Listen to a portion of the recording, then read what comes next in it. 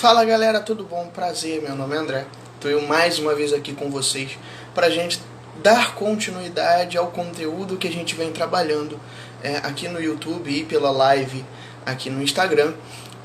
Hoje a gente vai tratar a continuidade de Revolução Francesa e principalmente a parte final dessa revolução, mas eu gostaria de pedir a você que está aí para que me ajude aqui porque compartilha com os amigos essa live e o vídeo que vai estar no YouTube, compartilha, curta, comente, se inscreve no canal, ativa o sininho para você poder receber as outras aulas também, né? Isso é uma forma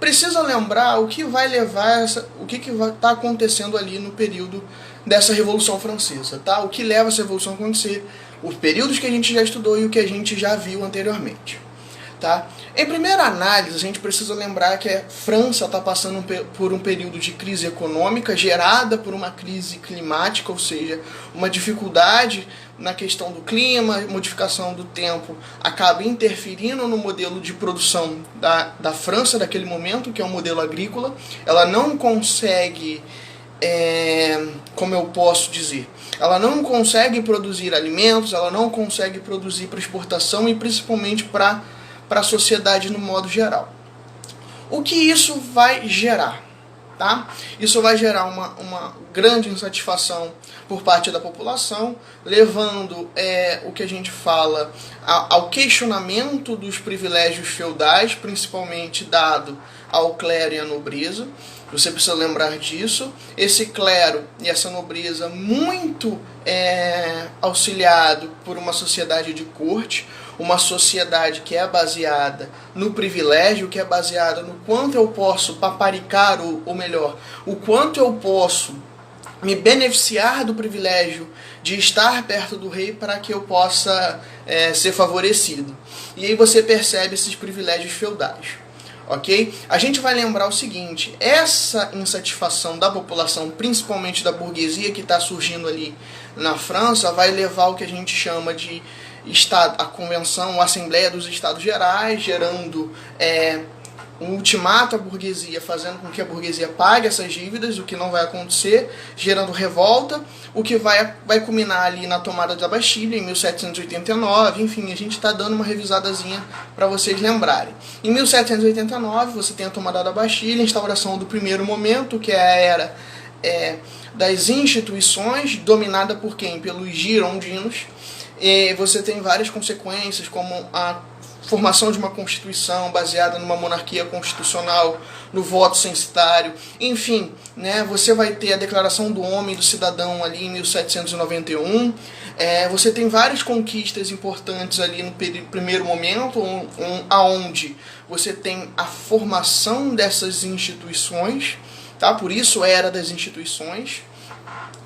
Em segundo momento, após isso, né, a gente vai ter uma insatisfação por parte da burguesia e dos sans-culottes, culminando na derrubada dos girondinos e ascensão desses jacobinos. Se vocês lembram, a gente vai ter ali um momento da Convenção Montanhesa ou da República Jacobina, gerando mais a posteriori, um pouquinho mais na frente, o período do terror.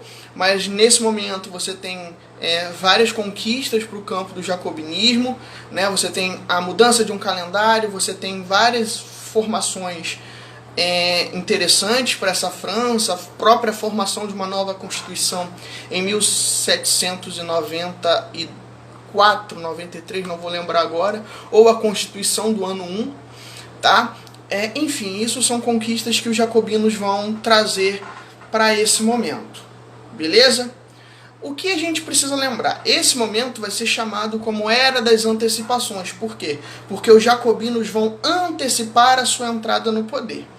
Tá? E hoje a gente vai falar sobre a terceira parte e a última parte da Revolução Francesa, e é a parte que vai começar a dar um vislumbre de um momento histórico muito importante, não apenas para o contexto francês, mas para o contexto mundial e principalmente para o contexto do Brasil, tá? Gente, tá legal o áudio, o vídeo tá bom, não tem nenhum problema. Até aí tudo bem? Relembraram direitinho?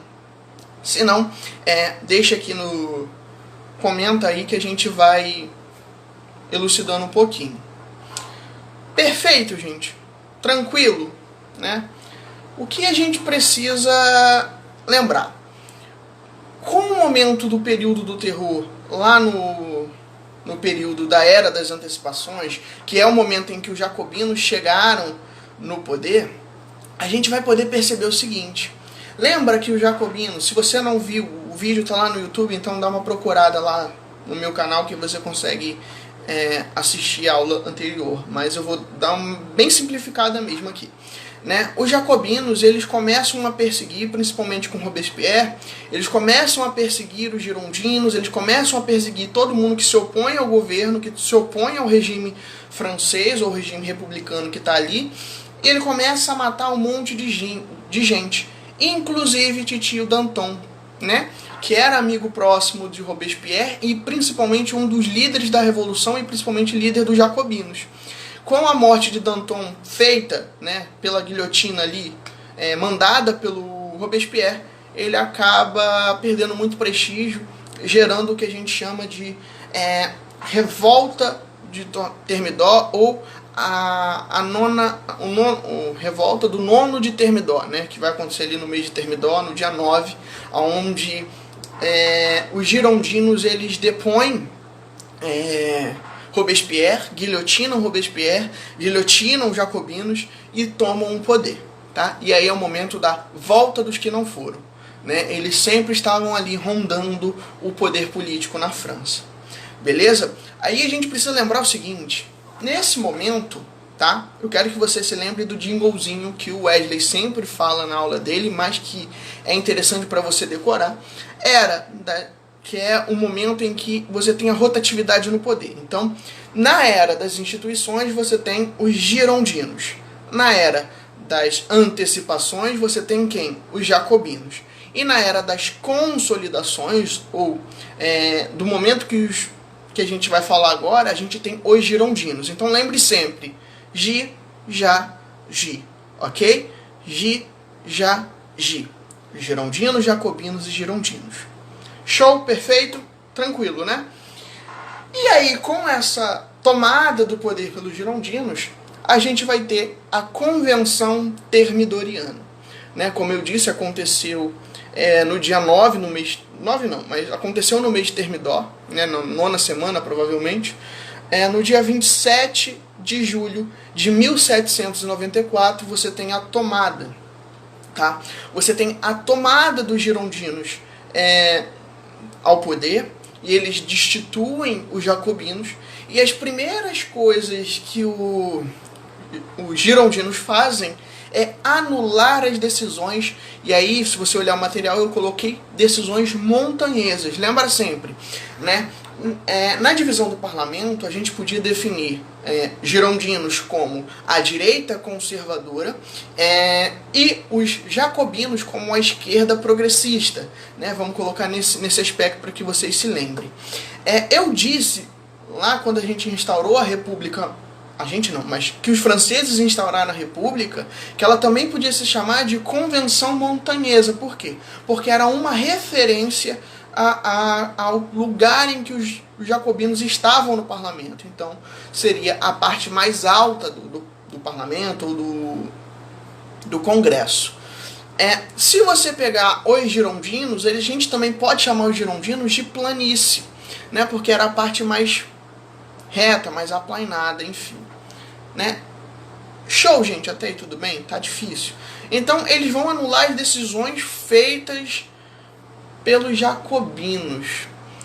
André, que decisões eram essas? Simples. A maior parte das decisões que favoreciam ou que, de alguma forma, prejudicavam a burguesia.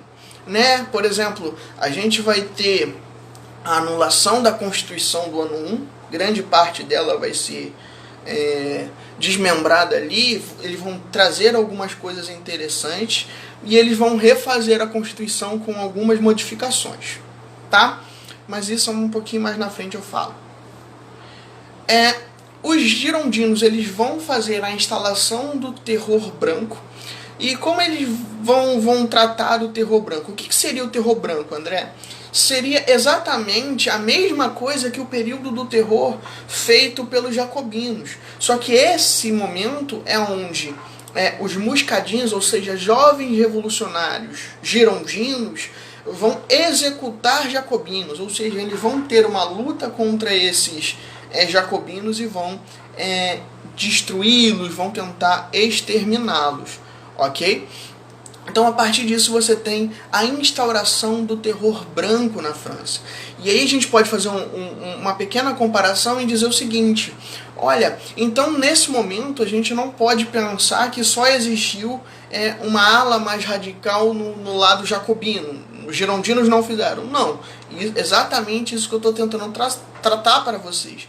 O terror aconteceu, ou melhor, o estado mais radical do movimento girondino ou dos jacobinos também aconteceu, dos girondinos aconteceu.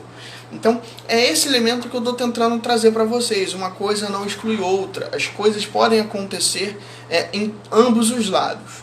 Show? Vou beber uma água aqui e aí eu deixo para vocês fazerem nos comentários perguntas, se possível.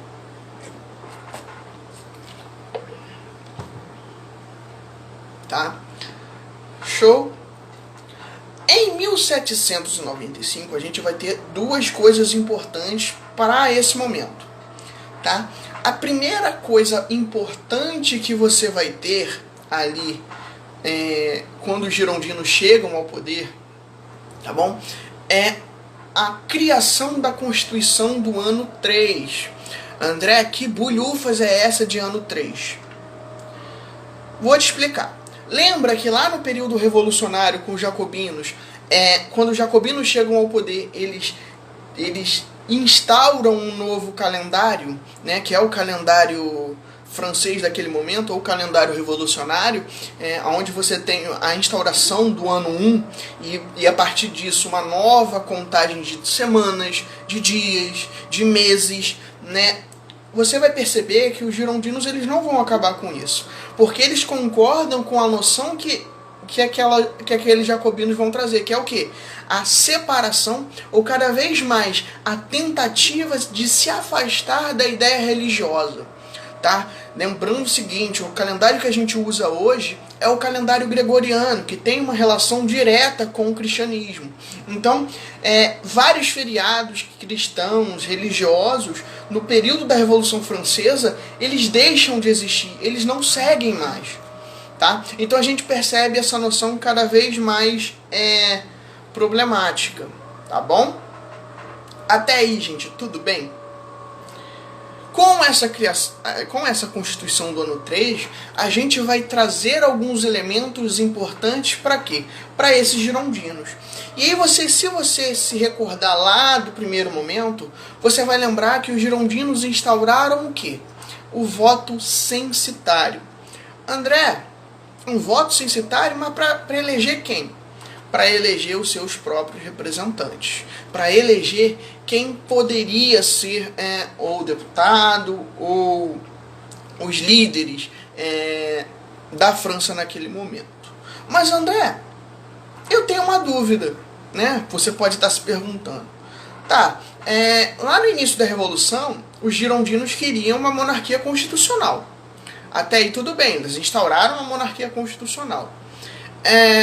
E aí eles instauraram o voto censitário para colocar os pessoais lá, os deputados lá no parlamento. Os jacobinos, eles já partem de uma ideia de república. Então você vai ter líderes, esses líderes vão governar através das leis, através de uma constituição, de uma separação dos três poderes. Mas quando os jacobinos voltam, os girondinos voltam, perdão, eles vão querer o quê?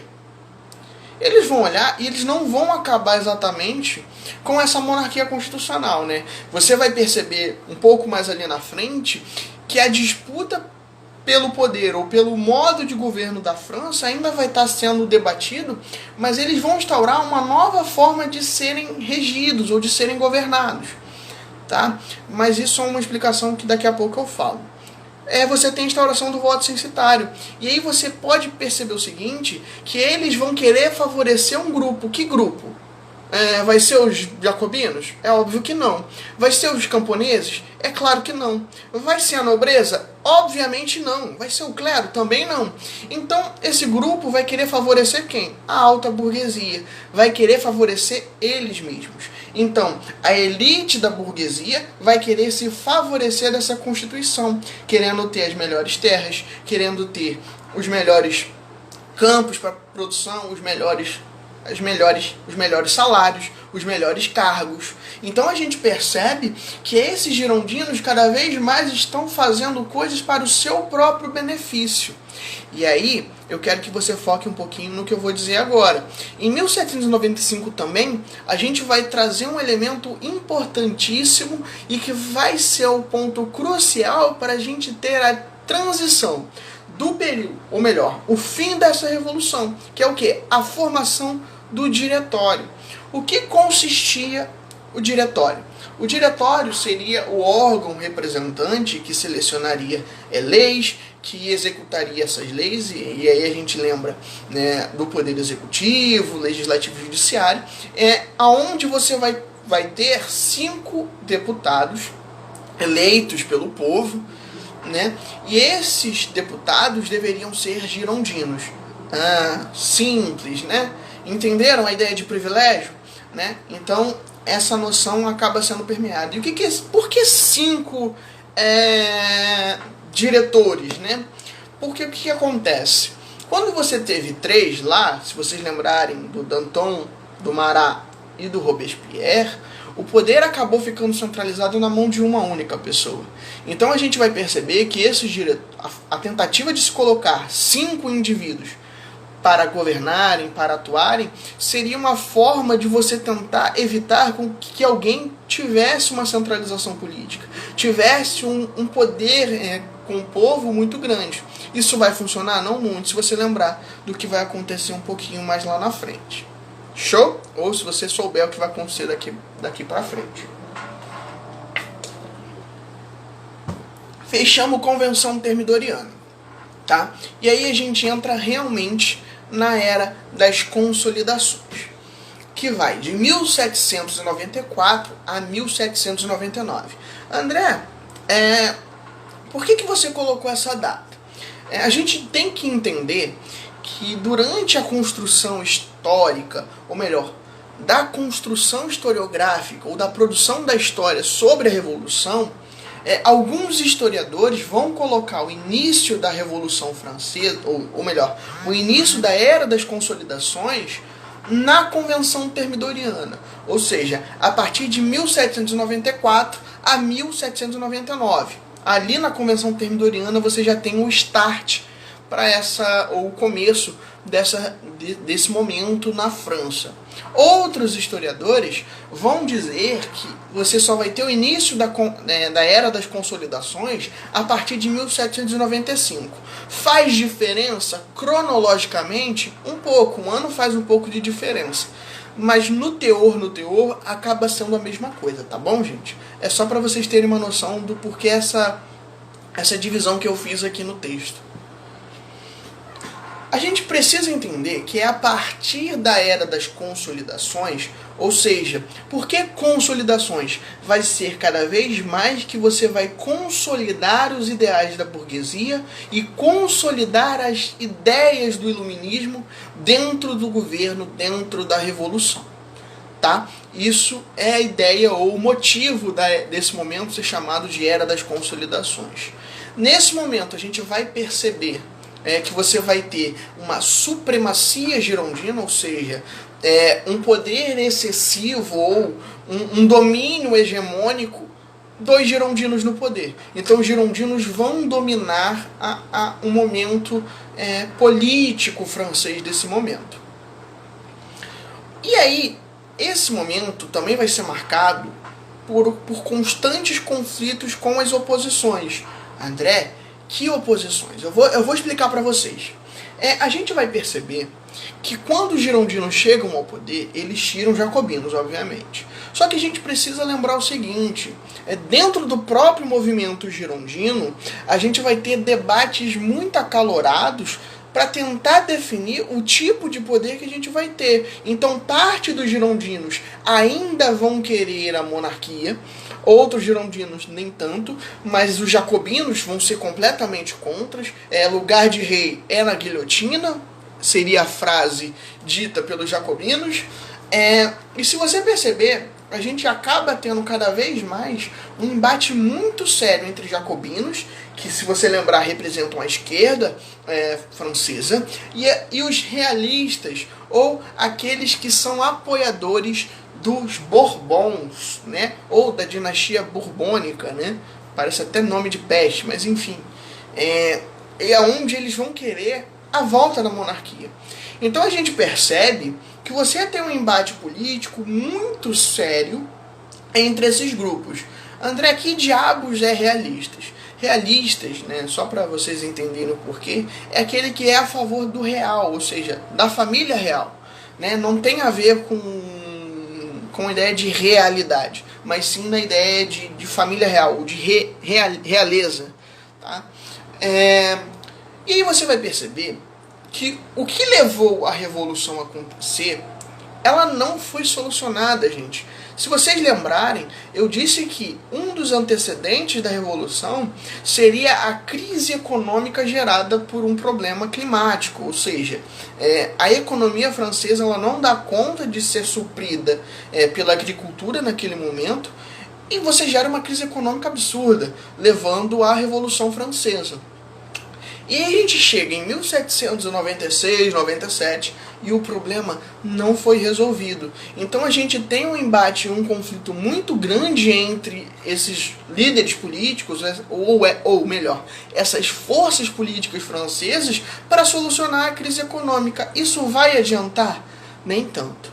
Tá? A gente vai perceber que a crise econômica ela não vai ser sanada nem durante a Revolução Francesa. Tá? E a partir disso, você vai ter alguns levantes populares que a gente vai falar um pouquinho mais lá na frente, que, por exemplo, a gente pode citar a Conspiração dos Iguais, que foi liderado por Graco Babeuf, mas isso a gente explica um pouquinho mais ali na frente, tá? Não vou demorar muito. Provavelmente, gente, esse vídeo, essa live, ela vai ser mais curtinha do que as outras, tá bom? Só pra gente ter uma noção de que essa aula é bem curta mesmo. É só pra gente tratar esse finalzinho da Revolução. A partir disso, a gente vai ter uma formação de um poder legislativo diferente do anterior. Né? Você vai ter, na França, a criação do Conselho dos Anciãos. O que é o Conselho dos Anciãos? Todo mundo é velho? Não. Todo mundo é sábio? Talvez, né? Porque nem todo velho é sábio. E nem todo mundo que se diz inteligente é realmente inteligente. Mas a gente vai ter o Conselho dos Anciãos, que seria a ala mais conservadora do movimento, tá? A ala cada vez mais conservadora, ligada às elites burguesas, ou principalmente à alta burguesia, e ela vai eleger os 5 diretores desse diretório. Né? Beleza? Perfeito. Que esse é o momento que a gente tem a eleição do diretório. A gente vai ter também o Conselho dos 500. O que seria o Conselho dos 500? Vai ser a parte onde você vai ter uma Assembleia Legislativa que, junto com o Conselho dos Anciãos, eles vão fazer a Constituição do ano 3. Ou seja, seria uma forma de reunir todo mundo para discutir, ou principalmente todo mundo quem? Todos os girondinos, para discutir a Constituição que vai ser feita na França a partir daquele momento. Beleza? Tranquilo? Difícil? Não muito, né? Uma observação que a gente precisa fazer é que em 1795 vão existir inúmeras tentativas de golpes dos realistas para tomarem o poder. Só que isso não vai dar certo. Nenhuma delas vai funcionar. Então a gente vai perceber que o movimento realista, ou melhor, o movimento ligado à volta da monarquia francesa, ligado à dinastia Bourbon, não vai conseguir. E eu preciso fazer um adendo, porque isso vai ser importante lá na frente, lá depois de Era Napoleônica, de que é o seguinte, André, eles queriam a volta de que dinastia dos Bourbons, se o rei francês foi decapitado? Ora, a gente precisa lembrar que o rei não é o único herdeiro legítimo da dinastia Bourbon. Então a gente vai ter nesse momento parentes ou filhos do rei fugindo da França, indo se refugiar em outros países, na Áustria, por exemplo, que o filho do Luís XVI é filho da Maria Antonieta, que é austríaca. Então a gente vai perceber um pouquinho que a decapitação da Maria Antonieta ali no período da Revolução Francesa, né, principalmente no período do Terror, vai gerar uma insatisfação por parte da Áustria, o que vai culminar numa lá na frente com Napoleão, uma tentativa de conversa que não vai acontecer, então gerando uma guerra lá com Napoleão e só vai ser resolvida na guerra mesmo, tá? Então a gente lembra que eu falei que teve um movimento ligado aos levantes populares? A gente vai ter em 1796 até 1799 um levante popular chamado a Conspiração dos Iguais. O que consistia essa bulhufa, ou essa benção, André? É um levante popular, né, já disse, que vai ser liderado por Graco Babeuf e Philippe Bonaparte, né, são franceses, eu não sei falar, acredito que seja assim que se pronuncia, não sei francês, mas acho que seja isso. Enfim, aonde a gente vai perceber ideias que já eram apoiadas antes da Revolução Francesa, ou antes do período contemporâneo, ou muito antes do que a gente pensa, né? O Graco Babeuf e o Philippe, eles vão defender uma igualdade jurídica. Olha, lembra o seguinte, eles estão sendo inspirados de alguma forma pelo iluminismo, se você lembrar ali do Rousseau, todos somos iguais, enfim, igualdade, liberdade, fraternidade. Você percebe essa noção, e a gente precisa lembrar que eles vão pedir o fim da propriedade privada. Mas André, por que é tão importante o fim da propriedade privada? Porque lembra o seguinte, quem tem pouco dinheiro, ou ter terras nesse momento, significa ter poder, né? Se você lembrar de Idade Média, a gente vai definir, né, enfim, né, se vocês tiveram Idade Média legal, vocês vão lembrar que terras significa poder. E poder, no momento medieval, significa a ideia de domínio, né? Então, o poder seria baseado a partir da terra. Então, quem detivesse terras teria um certo poder. Então, a gente vai perceber que a propriedade privada, de alguma forma, ela favorece as elites agrárias e principalmente o que? Exclui indivíduos. Então, indivíduos que poderiam ser beneficiados e poderiam ser ajudados por terem terras, não vão ter. Então, Graco Babeuf, que não é o nome desse indivíduo, mas é uma forma de homenagear alguns grupos que aconteceram ali no período antigo, né, que eu vou falar para vocês rapidinho. Por quê? Porque eram motivados pela luta cada vez mais intensa de uma ideia de reforma agrária. Cada vez mais a ideia de extinção dessa propriedade privada. André, eu lembro de algum momento já ter ouvido a palavra Graco, o nome Graco na história. Sim, se a gente lembrar, eu não lembro de ter passado isso, mas a gente vai lembrar o seguinte, no período da República Romana, a gente vai ter dois indivíduos, né, que a gente vai chamar de irmãos Graco, eu não vou lembrar o nome separado de cada um, aonde eles vão no período republicano francês, no período da República Romana, pedir uma reforma agrária. André, isso é muito tempo atrás. Sim, então você percebe que a ideia de reforma agrária não é uma ideia do século XX, não é uma ideia do século XXI. Ela vem acontecendo há muito mais tempo do que a gente pensa. Então a gente acaba percebendo essa distinção. E o que acontece? Eles vão bater de frente com o Senado romano, com a Cúria romana. E isso não vai dar certo. Eles vão ser mortos mas a sua ideia vai ser perpetuada. Então a forma desses franceses relembrarem dessa história seria homenagear esse indivíduo, colocando o nome dele nisso. Por quê? Porque ele pediu o fim da propriedade privada, a ideia de igualdade de terras para os indivíduos. Beleza? Perfeito, gente? Estão me entendendo? Tá muito difícil? Tá? O que esse movimento vai acontecer com esse movimento? Infelizmente, a gente vai ter uma repressão a esse movimento e com isso culminando na morte dos líderes. Tá? Inclusive, por que eu estou falando da conspiração dos iguais? Porque em alguma específica da vida, né, isso já caiu. Isso já caiu na específica, se eu não me engano, na específica da UF em 2009, 2015, não lembro agora, enquanto a UF ela tinha o vestibular separado do Enem, mas isso já caiu, possivelmente seja interessante a gente ver isso de alguma forma.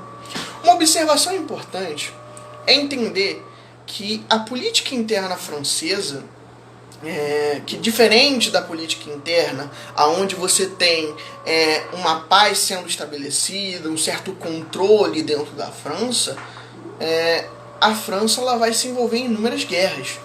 Né? Ela vai ter um monte de problema com países que são considerados absolutistas. E aí a gente vai perceber que a França ela vai ter sucessivas vitórias contra os países absolutistas. E que bulhufas de países são esses, André? Vamos listar aqui. A gente vai ter países como a Espanha lutando contra a França. A gente vai ter a Prússia, a Áustria, partes da Itália, principalmente Nápoles. André, por que partes da Itália? Porque a gente vai ver ainda esse ano, né, se tudo ocorrer bem, a unificação italiana, que acontece ali por volta do século XX, necessariamente lá no governo, no regime totalitário italiano, lá com o fascismo de Mussolini, com o Tratado de Latrão, né, a gente vai ver a unificação definitiva de Roma, né, a unificação definitiva da Itália. Mas enfim, até esse momento a Itália era muito fragmentada politicamente.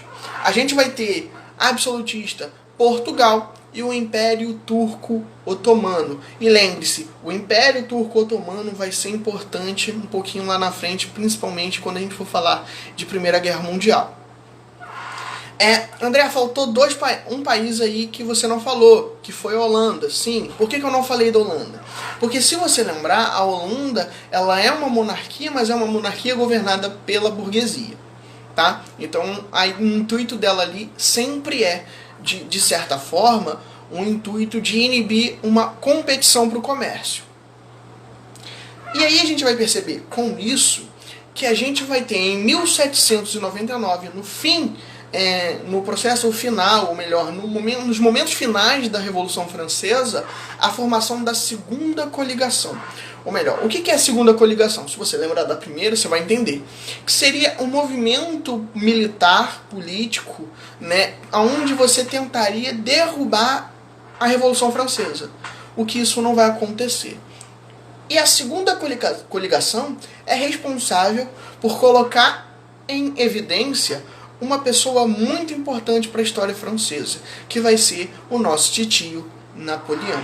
Napoleão, que naquele momento tinha cerca de 24 anos de idade, e aos 24 anos de idade já era general, né? A gente precisa entender, eu com 22 anos não alcancei nada na vida, né, direito, né? Mas Napoleão com 24 já era um grande general, um grande estrategista francês, aonde a gente vai perceber que ele, de certa forma, ele vai ser bem estrategista, ele vai honrar os seus soldados a partir do mérito. Então a gente começa a perceber que Napoleão ele se destaca enquanto líder militar e ele vai carregar o exército francês em inúmeras vitórias. Então a gente vai perceber que o Napoleão vai ter grandes vitórias, vitórias muito importantes contra países ali que estão tentando fazer uma derrubada ali no seu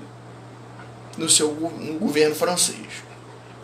Tá? Essa segunda coligação, ou melhor, a partir disso, a gente vai perceber que Napoleão vai ganhar um certo apoio dos girondinos e cada vez mais ele vai ganhar mais destaque.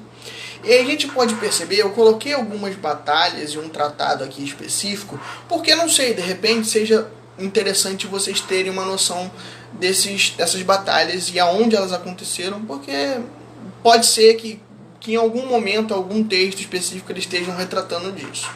Tá?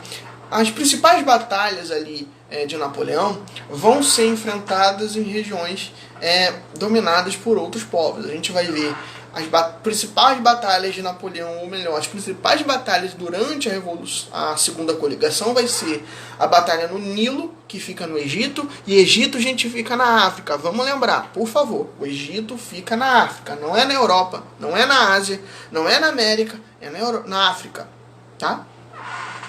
E a gente percebe, você vai ter a vitória do Napoleão, ele vai ter lá o seu mérito, ele vai visitar as pirâmides, ele vai estar lá com a esfinge, enfim, tudo isso vai acontecer.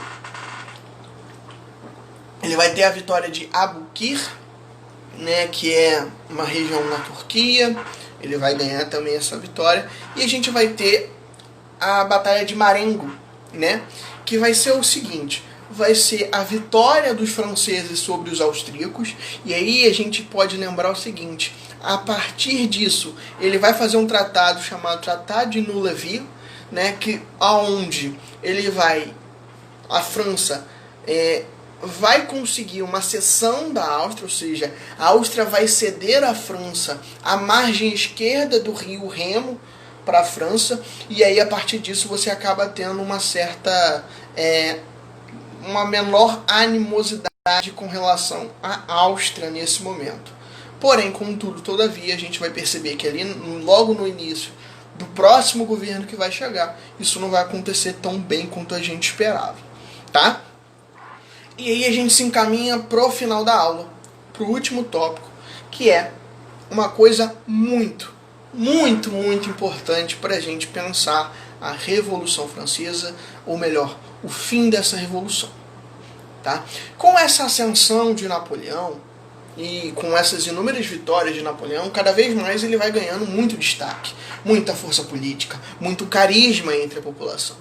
Então Napoleão, voltando dessas guerras, ele vai ser chamado pelos girondinos e vão sentar com ele e conversar. Olha, Napoleão, a gente sabe que de certa forma você tem um certo carisma, você tá aí, ó, na ascensão, você é jovem, você tem uma veia política interessante. O que você acha da gente botar você ali como diretor? Napoleão, tá, pode ser. Napoleão chega dessa guerra, ele se torna diretor. Porém, contudo, todavia, ou diretor não, vamos reformular isso aqui. Ele chega e fala assim: que tal um golpe? Napoleão olha e fala: golpe? Acho legal. Mas golpe de quem? Né? Napoleão vira, o girondino fala: que tal nos diretores? Alguém fala: que tal na França? Assim, que tal você liderar? Napoleão, pelo egozinho dele bonito, né? Ele fala o seguinte: eu aceito, vamos tentar. E aí no dia 9 de novembro de 1799, a gente vai ter o que a gente chama golpe do 18 de Brumário. Por que Brumário, André? Porque ocorre no mês de Brumário, tá? Então a gente vai perceber, né, pra gente concluir aqui a aula, né, ela ficou bem curtinha, mas é importante que vocês entendam, que a Revolução Francesa, de certa forma, ela vai influenciar diretamente ou indiretamente inúmeros movimentos que vão acontecer fora da França e principalmente dentro dela. A gente estudou nessas últimas semanas esses movimentos internos, mas a gente precisa citar que a Revolução Francesa ela vai ser um marco tão grande para o momento que a gente vive ali na história, que ela vai influenciar revoltas como a revolta, a Conjuração Baiana, ali, o Léo provavelmente falou com vocês, ela vai ter uma influência muito grande na independência do Haiti.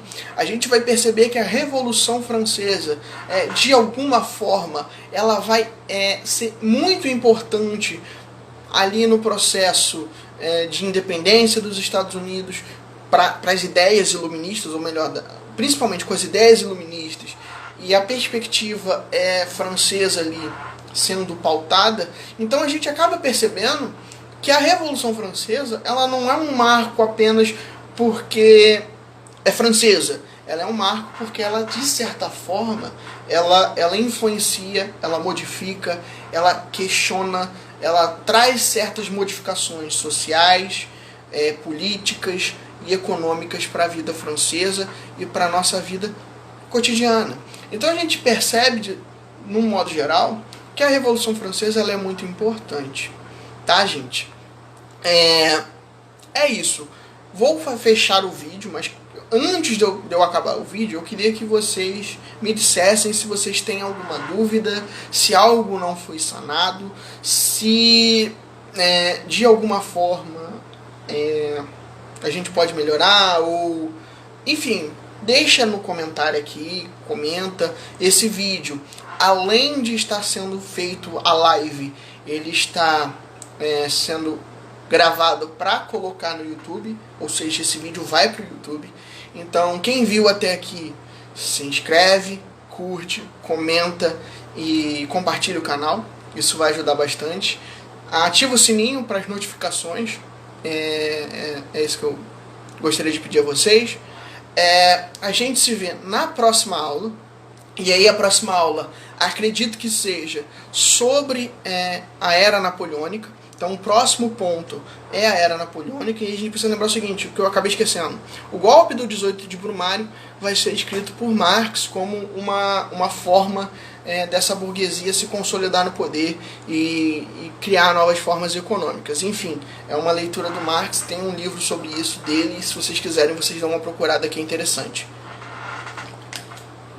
Tá? E esse golpe do 18 de Brumário vai dar o start pra gente falar sobre Era Napoleônica, beleza? Antes de tudo, antes de eu terminar mesmo, eu gostaria de lembrar vocês que provavelmente eu devo fazer algumas lives para falar das matérias que a gente já viu, tá? Eu acho interessante pra gente dar uma relembrada, se possível, né?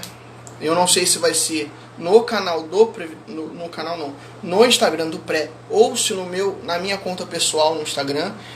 Eu ainda tô vendo isso, mas é isso, tá, gente?